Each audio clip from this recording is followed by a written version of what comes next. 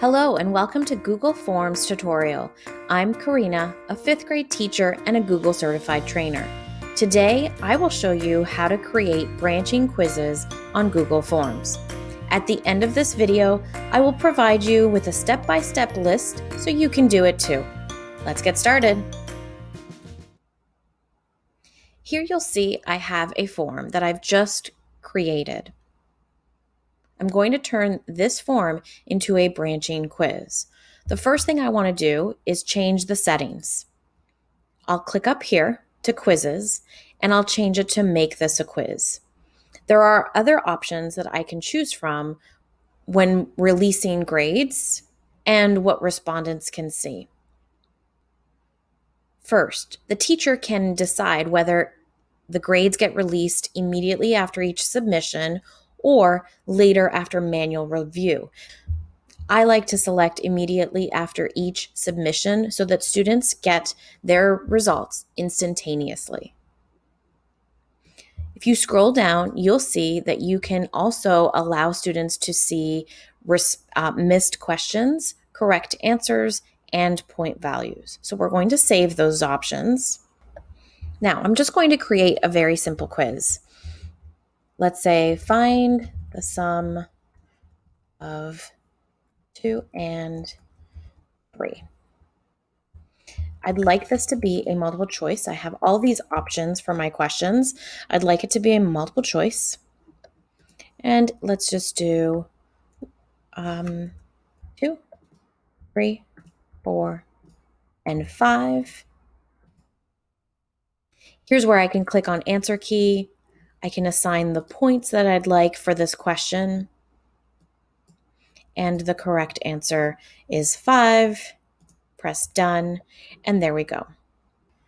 Really, what I'd like this quiz to do is to take students to different locations based on their answers. So I'm going to select right here on this question, I'm going to select the 3 dots. And I'm going to click on Go to Section Based on Answer. That's going to show me what happens when students select certain questions. To make things easier, let's leave the wrong answers to continue to next section. But when students select the correct answer, I want them to go to a different section. So I can create a new section and actually another section so that I have different branches now for my answers. So if students select the wrong response, they will go to the next section. The next section is section 2. Let's review addition. So maybe here I'll put a video.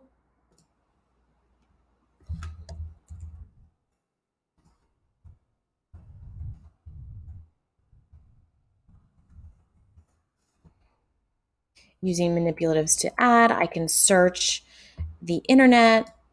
Let's use this one. It'll show a video.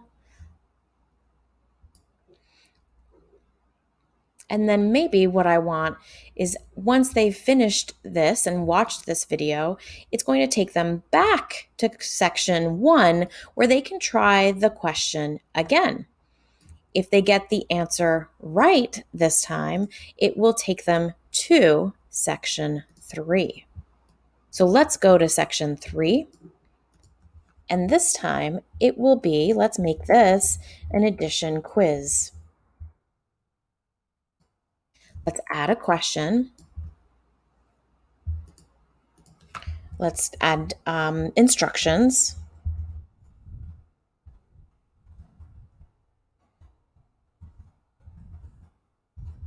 Solve the questions below.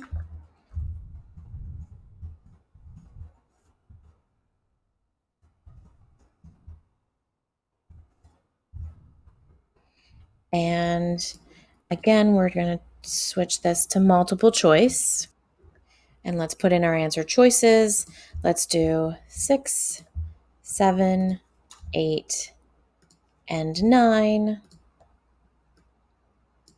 And again, answer key. We're going to make it worth 1 point. The correct answer is 8, so we'll select that and done. Let's say this is it. I don't want to add any more questions. I will just leave it this way because it is the last section and it will automatically go to submit form. I'd like to show you a more complex form with multiple questions and multiple sections. Here's another quiz that I've created. This one is rounding decimals.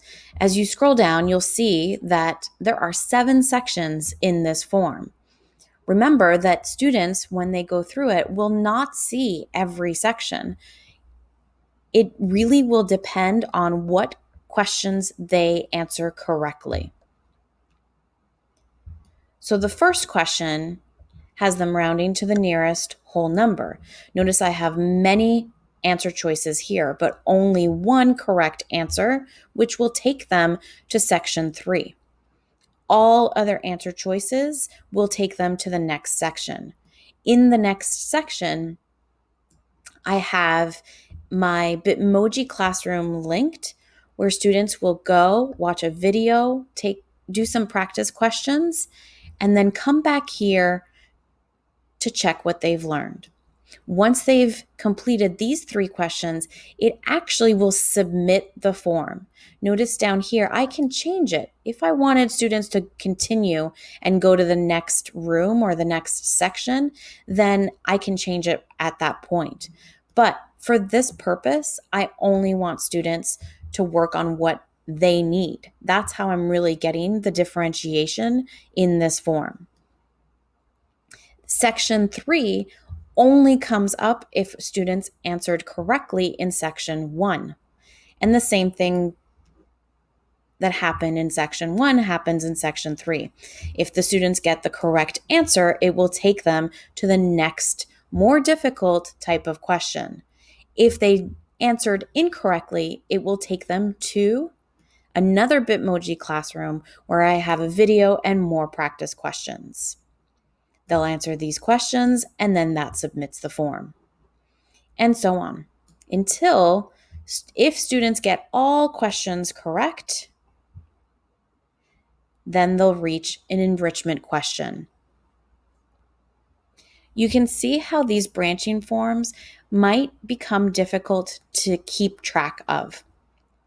One tip I have is to create a web of all the different possibilities, the branches that students might encounter. Feel free to take a screenshot of this screen to help you as you create branching quizzes.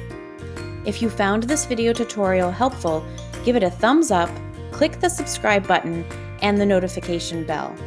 Be sure to share it with your teacher friends. Look for me or contact me on Twitter at Mrs. Cousins 5. Thank you for watching. It's always a pleasure to help other teachers.